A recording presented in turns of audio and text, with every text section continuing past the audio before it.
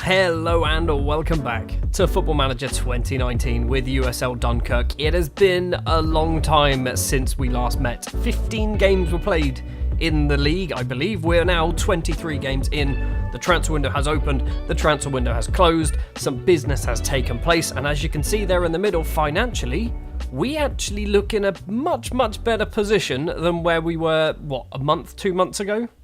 Part of that reason is because Alexei Zabara managed to play one game for Russia, and I think it was £525,000 that we got given for Alexei Zabara's Russia cap. So that's part of the reason why the money has sorted itself out a little bit. We've also done some transfer business, but before we get to that, let's go through the matches in between the last episode and the start of the transfer window. There has been obviously a lot of matches, starting with a Coupe de France game against Laval, and it was a 2-1 victory, and Melvin Manet scored twice. Matteo Andres also gets a goal for Laval, but we played a very strange team in this one because basically, I mentioned in the last episode about the international break and players going off leaving. Yeah, that happened again, and this time we had even less players. Monet and Vinny Cheese were actually our two strikers because we didn't have a second recognisable striker. Next up was a match that we really should have won. Leon Ducher, a team that was sat 19th in the table, ending up beating us 1-0 thanks to Bridge and Dillu with the only goal of the game. We were the much better side, but we just could not score a goal. You see there, Grimradza with a 6.4, Piquion with a 6.5, Mushashvili coming off the bench getting a 6.7. We could not score a goal to save our lives. We also couldn't score a goal against Clermont Foot either. It was a 0-0 draw, and this one, defensively, we were actually not terrible. Once again, going forward, Fekir, Grimradza, Piquion, Mushashvili, all pretty terrible. A few days removed from when we beat them in the Cup, we had to go to Laval and play them in the league, and we got battered. Absolutely battered. Konstantin Mushashvili with the only goal for us on the 83rd minute, but it was merely a consolation goal because their left winger, Abdelmajid Bouzabar, possibly, with a hat-trick. Defensively, we were appalling, apart from Katranis. So you can see there, Kaliad 6.4, Torre with a 6.5, Ella with a 6.3, also Melvin Manet and Gvimradza getting 6.2s up front as well, Fekir getting a 6.4. We were just awful. We were just really bad in this game.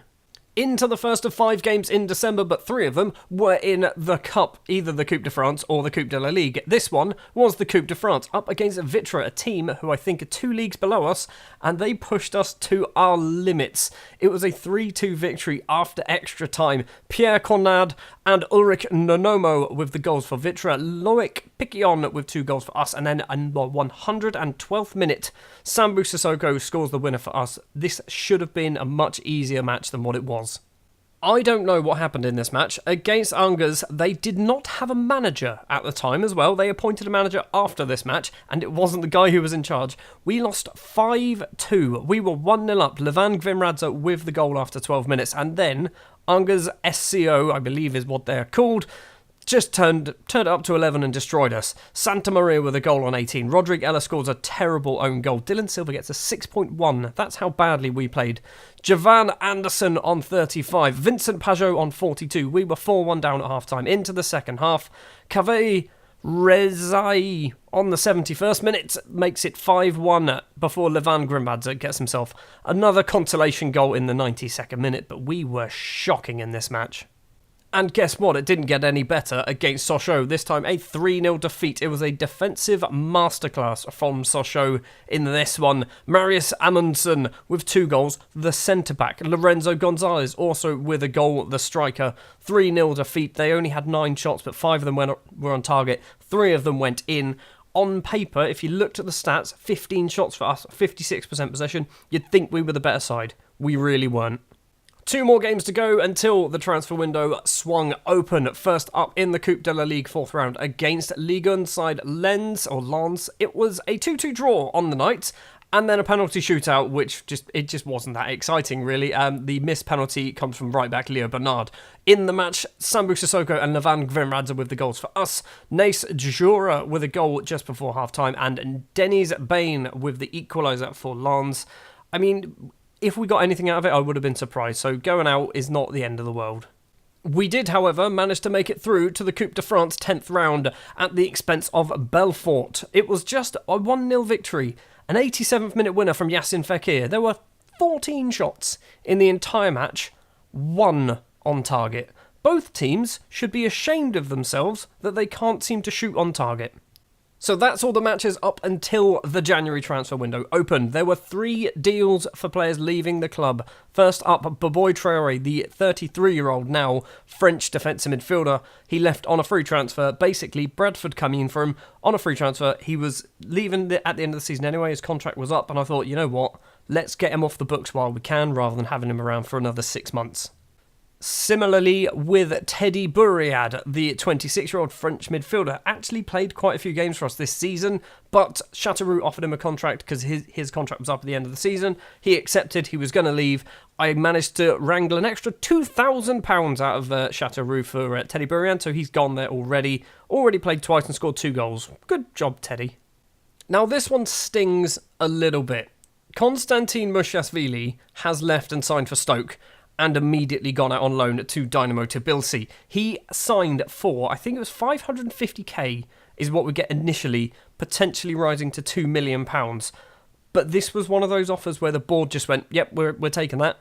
We're not giving you any option, we're just taking it. So Konstantin has left. Admittedly, in the grand scheme of things, he wasn't doing particularly well this season, so him leaving isn't awful, but I would have liked to have that 50% sell-on. I think we've got 30% of the profit, which still 30% on top of 2 million isn't, like, it's probably not a small amount. Like, if you go for like 10 million, that's 30% of £8 million. That's a big number. The first of 7 players to join us in January then. Kim Hyun-jin, the South Korean left-back who I've mentioned previously, who I thought was a right-back, has signed on a free transfer. He's sat in the reserves because he's non-EU and we can only register 2 of them. So Kim, I'm trying to loan him out, but nobody really wants him. I'm hoping he might get better. He's alright, he's got great determination, but everything else is average. It's the return of a favourite. Alain Varral, the 21-year-old now French striker, has returned from Ipswich. He's only on loan until the end of the season. He's in on a backup, so he's not expected to play every week. But I just thought I needed to get a little bit more, basically more players. And plus, I have changed the formation slightly because of the poor run of results that we have, and I have changed the formation. So Alain Varral has come in. He's already come off the bench just the once, actually twice, because he's played in the Coupe de France as well. But yep, he's here until the end of the season. Next up is 22-year-old Portuguese winger Rafael Camacho, who was signed on loan from Liverpool until the end of the season. He has come in initially as a right-back, and then I changed the formation, so now he's actually going to be more of a winger, which I think is a very useful thing for us. We're not paying a single penny towards his salary either, which is perfect. He is, however, joining Nancy at the end of the season.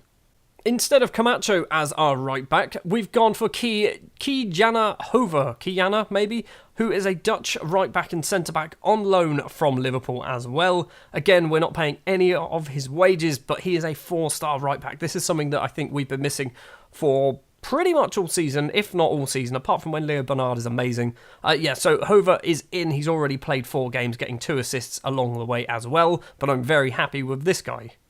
Next up is another striker and winger, Craig Joyce. He is English, on loan from Fulham, but he is also Irish, and Ireland is part of the EU. England isn't part of the EU, so Ireland means that we don't need to register him as some special kind of footballer. He has joined on loan from Fulham, like I said, no pounds per week.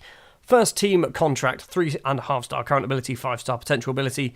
I think we need to kind of gently ease him in. He's only 18. He's already played 3 games. Still not scored a goal yet, but it will come. The final loan signing, joining on loan from Ipswich, along with Alain Varral, is Idris El Mizouni. He is a central midfielder by trade, but he can also play as a defence midfielder and an attacking midfielder. We are paying a lot of money for him, £4,300 a week, but I think for a player of his quality, I think he's going to come in very, very handy for us. Plus, losing Teddy Bouriad, also where we've kind of, over the last couple of seasons, we have lost quite a few players. I think having him in as a central midfielder, because Connor Coventry, we had him not last season, the season before. We haven't really had someone to replace that. So Idris is in, and I'm very happy with him. And finally, The signing of the season, the signing of the January transfer window, someone who you can see that we've paid money for is Assane Kamara from ASEC Mimosas in the Ivory Coast. £160,000 is what he's going to cost us. He hasn't cost us that at the moment. He's cost us about £80,000. We're going to pay an extra £30,000 for every January for the next 3 years or something like that. But because we sold Mushashvili, because we got a bit of money in, I kind of went, you know what? Let's actually spend something. So, Assane Kamara is in. He's a natural deep-lying playmaker, 4-star current ability, 5-star potential ability. Having him in means Gideon Waha can now move up to be a much better central midfielder rather than a defence midfielder, because basically we've had kind of this weird little triangle of midfielders, and we haven't had anyone really good enough as the defence midfielder, so Waha kind of drops in. Now, Kamara can drop into that position and allow Gideon Waha to go forward and hopefully start scoring the goals like he used to back in the day. So that is all the transfer business for this season. The window is closed, as I have mentioned, but you can see here, we've brought in £2.2 million. We spent £160,000, which I believe is probably a club record. If we go over to finances, only minus £200,000 in the bank. You can see here, since that point, we've just been going upwards. It's just been slowly climbing upwards. I've increased the wage budget. It's all going good. Everything is turning up very, very good for us so far in the last probably 2 months. Our owner, Jean-Pierre Skournierek, maybe, is still looking to leave the club. We did have another takeover offer that came in, but nothing actually came of it. To be honest, it's getting to the point now where I just want him to leave. I feel like we're getting to, who is it? Blackpool levels of annoying owner now, because he is basically stopping us from being able to get any physios. He is stopping us from being able to grow, in my opinion. It's probably complete balls, but that's the story that I'm going to go with. Back to fixtures then. In the league, this was on the 13th of January, so we hadn't got all of our signings in, but I think most of them were in. Against Stade Reims, it was a 2-1 defeat. Thomas Basic with the opening goal after 8 minutes from a great free kick. Loic Piquillon then equalises on 38 minutes. Grijon Kiai scores the winner for Reims on 73 minutes. We didn't play particularly well again in this one. Kanunen getting a 6.3, Vimradza getting a 6.4. We also played the young Belgian goalkeeper Daniel Gertis as well, making his debut. Didn't do too badly, getting a 6.9. And then the formation change happened. Gazalek Ajaccio, a team that we previously beat 3-0 as well. I think it was 3, might have even been 4, with a Simon Bogle hat-trick. We beat them 3-0 this time around. Levan Gvimradza with 2 goals. Rodrigue Ella also with a goal. 21 shots to their 5, 9 on target to their 2. We dominated Gazalek Ajaccio. And the good form continued into the Toulouse game. It was just the 1-0 victory. Simon Bogle with the only goal of the game, but it was a great goal as well. Toulouse were 4th in the table at this point. We were 18th in the table. We dropped so low in the league, we were almost getting relegated. The 2 wins that we've just had has clawed us out of this quite quickly and quite dramatically as well. But yep, Simon Bogle's winning goal against Toulouse is a result that I could not believe happened. And finally, we are still in the Coupe de France. In the 10th round, we had to go and play Drancy, a team that we've played plenty of times in the past in the lower leagues. We end up winning this one 4-0. Loic Piquillon with a hat-trick, getting his final goal from the penalty spot. Rafael Camacho also scoring his first ever goal for the club as well from the right wing. So league table-wise, we are 14th. It doesn't look particularly bad. We're 10 points behind 5th place Toulouse. We are, 4 points ahead of 18th place Bastia. However, if I click this, you will see we dropped down to 19th place. Since the end of the last episode, we just lost loads. We literally lost every game or draw every game in the league until the last 2 league matches where we won both of them, which has then shot us straight up into 14th place. So we need to work on being more consistent, I think. Match number 1 of the episode then, up against Laurent Blanc's Valenciennes, currently sat in 11th place. We are in 14th place. A victory here could actually move us potentially as high as 10th. A defeat here could move us down to 17th, depending on what other results happen. And if Bastia managed to win their game, we could go even, or not lower, but we could be very close to being back in the relegation zone. It's ridiculously tight, this league. All the way up until Reims, there's less than 10 points between 9th and 18th. That is insane. So this is our new formation. It is a 4-1-4-1 defence midfield wide on control possession. I've changed nothing. I've literally just gone for the preset with the 4-1-4-1. And so yes, the starting lineup then. In goal is going to be Dylan Silva. The back four, Rayan Kaliad, is going to be our right back today because Kijana Hoover has just gone and got himself a virus, so he is now injured for about 7 days. Boris Zulciak, possibly, and Rodrigue Ella will be our two central defenders. Samuli Kanunen will be the left back. Asan Kamara, the extremely good Ivorian, will be making his league debut today with Gideon Waha and Simon Bogle as those two central midfielders. And I like that partnership. Waha and Bogle, I think, are our two best players on paper. Gvimradze will be a right-sided midfielder. Rafael Camacho will be a left-sided inside forward, with Loic Piquion playing as a complete forward, which he is incapable of doing, but so is everybody else, so he probably won't be anywhere near as bad as, let's say, a Baba Toure. I think this is the type of match that we really do need to be winning. A team like Valencians, they are in and around the same place as us, so that's the type of team that we need to be taking points off of. Teams obviously below us are teams we need to take points off of as well. Teams above us, and by above I mean sort of in the top 5 or 6, that's where we're going to struggle. Valencians we should be able to beat. Well, we're not even 9 minutes in, and Gideon Waha has gone and got himself injured. Right, Idris El Mizuni is going to be coming on then. Do we swap you two over? Yeah, I think we do, actually. I know you are less natural there, Simon Bogle, but I think it's probably a better fit for the pair of you. 25 minutes in, and the Gideon Waha injury is the only thing that's happened. Kanunen with the throw finds Piquion, crosses in. Gvimradze is there. It's awful goalkeeping. The ball is cleared. So far, we are preventing Valencians from doing anything at all. Kaliad to Piquion, controls it back to Rayan Kaliad. Is he going to cross it in? Plays it to Gvimradze instead, gets tackled. Piquion to Kamara, across to El Mizuni, and Idris El Mizuni has smashed that into the top corner. We are 1-0 up against Valencians. This change of formation has given us a change of fortunes, and I think we're dominating games. Once this formation stops working, we'll go back to the 4-4-2 diamond, but right now, this is the best formation I've ever had. That goal moves us up to 11th place in the table. We are now probably nearer to promotion than relegation. Kamara with the ball to Kaliad. Cross is in. Camacho's there. Heads it back. Kanunen. The finish. Right back, left back even. Goes for goal but hits it over the bar.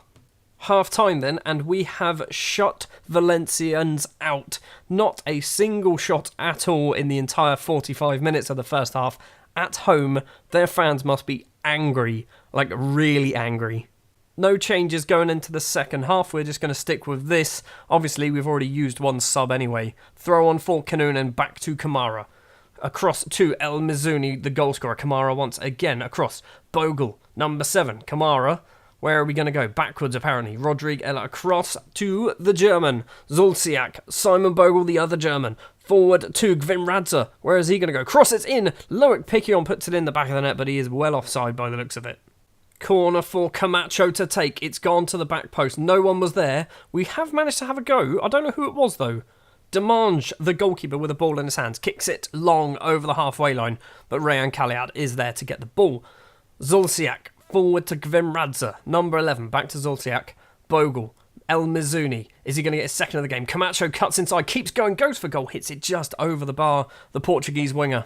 We are an hour in. Piquion is going to be coming off for Craig Joyce, the Englishman on loan from Fulham. I think we're only going to do that one sub for the moment. At some point we might try and shut up shop, although Valencians still have yet to have a shot. And we are 70 minutes in. Corner for Camacho, number 8. It's to the back post. Joyce is there. Gvimradze's put it in the back of the net. That's the third time we have had the ball in the net, but it's still only 1-0 because Gvimradze was offside, very much so. It's taken 73 minutes, but Valencians have finally had a shot, and it was on target. We've got, 10 minutes left to play. Just paused it to do a sub. Let's see how this highlight goes. Mauricio, oh, you flippin' idiot. Kanunen, you absolute clown. So there's going to be a penalty. There's 8 minutes or 7 minutes to play. Badizeo goes for goal. Dylan Silva makes a very easy save. It was a shocking penalty. If we conceded then, I would have been pissed. Final 5 minutes. Alan Varel is going to come on for Gvimradze. We're not going to go 5 at the back.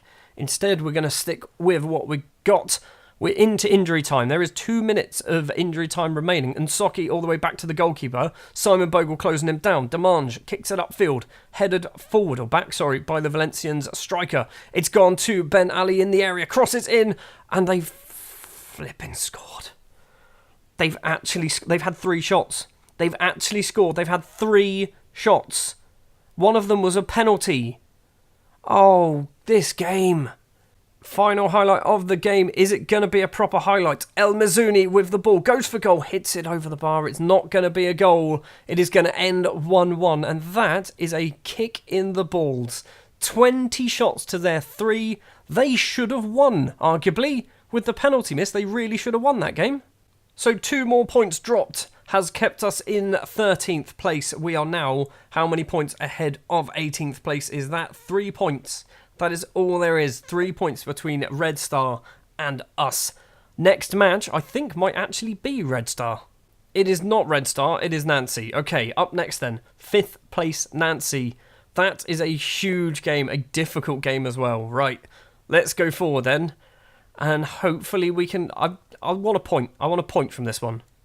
Match number 2 then. 5th place Mets. They appear to have dropped down in the table, but then again, so have we. This is our target, really, isn't it? I mean, I say really. I'd like to finish 5th. We've done it before. I'd like to do it again. I don't think it's going to happen. This is going to be a very, very tough game. If we can get anything out of it, I'll take that as a victory. The starting lineup we're going to go for then. In goal will be Dylan Silva. The back 4, making his on-screen debut, is Kijana Hoover, the Dutch right-back on loan from Liverpool. Boris Zulsiak, Rodri Geller and Samuli Kanunun round off the back 4. Asane Kamara will be that half-back behind the midfield partnership of Simon Bogle and Idris El Mizuni, who's come in for the injured Gideon Waha. Levan Gvimradze and Rafael Camacho keep their places as the wingers, with Craig Joyce getting a start up front today. Loic Piquion drops to the bench.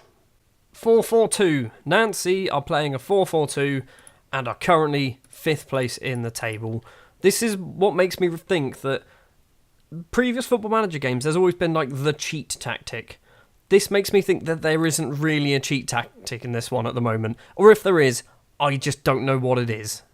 First highlight of the game is 30 seconds in, and the highlight has still not ended. Bogle with the ball for us running down the right-hand side. Long ball forward. Finds Joyce. Joyce goes for goal. We're 1-0 up. After just 43 seconds, Craig Joyce on the counter-attack gets his first ever goal for USL Dunkerque, his first ever goal in French football, and we are ahead. Unsurprisingly? No, surprisingly we are ahead. Not unsurprisingly. Great finish as well from the Englishman. Kinnunen with a throw to Kamara. 4 minutes on the clock. El Mizuni, Bogle, bit of space, goes for goal, hits a player. Kamara again, Bogle again. Gvimradze goes for goal this time and hits it over the bar. If things stay this way, we'll move up to 12th place in the table. That is probably a very good position for us to be in, although some of the teams down the wrong end of the table still have yet to play their games. Valencians are winning balls.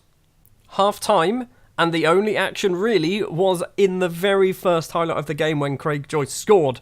Let's go forward just as my washing machine takes off, and let's go into the second half. I realise you possibly can't even hear the washing machine, but I can definitely hear it. We haven't done any changes at half-time. We're sticking with the same 11 for now. Free kick for Nancy, goes for goal. Dylan Silva parries the ball clear, and the German defender can get it clear further. Good, we are still in front. On our mark, Gvimradze is coming off. Yasin Fakir is going to be that right-sided winger. If we swap you two over, are you better that way? Yes, you are, because you are a right-sided player. We are going to give that a go then. We're going to have Camacho on the right-hand side. Do we do anything else? I'm tempted to bring off Kamara for Elias. I'm not sure whether it's a good idea. We're into the final 10 minutes. Not a huge amount has happened in this game. We're going to do the final substitution. It's going to be an exciting one. It's going to be Babatore is going to be coming on. I mean, it's probably the worst decision. We're just going to have no strikers for the last couple of minutes. That'll be fine, right? We don't need to score any more goals. We've got one. It came after 43 seconds. That should be enough for us to win this game. There is a minute and a half to play. It's a free kick to Nancy. Elias is going to get himself sent off, isn't he? The absolute clown. Literally, a day ago in-game, I said to him, look, you need to pull your finger out. So what does he do? gets himself sent off. Right, we're just going to have to sit with that because we've used all of our subs. There is 30 seconds left to play. The free kick goes over the bar. Hopefully, we can hold on. 3 points here is massive. Silva just needs to smash it upfield. Just hit it as far as you possibly can. It doesn't matter, the full-time whistle goes. We do pick up 3 points against Nancy. Elias has made a complete clown of himself. He's going to get himself a lovely little fine there. And probably might get loaned out next season if somebody would take him. Well, we haven't moved anywhere in the table. I'm not really sure why. Laval managed to win their game. Did Reims win their game as well? I don't know. But the teams... Well, no, Stade Reims played Laval. So, yeah, we didn't actually move anywhere, despite the fact we picked up 3 points. Red Star are playing Bastia or Gazalec Ajaccio or possibly Amiens.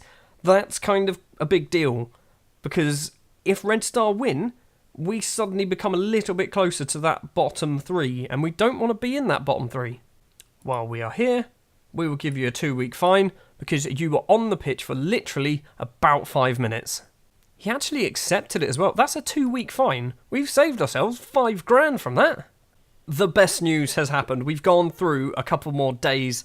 The rest of the fixtures of the week 25 has taken place. As you can see, Amiens beating Red Star 3-1, which means Red Star stay on 25. If we go back to the Saturday, Gazalec Ajaccio and Bastia drawing 1-1, which means Gazalec Ajaccio do not close the gap. I don't think they would have actually gone ahead of us. They would have gone on to 30, but it means that they don't close the gap at all. There are 4 teams in between us and relegation. There are 6 points between us and relegation. It's still not safe, but it's a lot safer than where we were last season.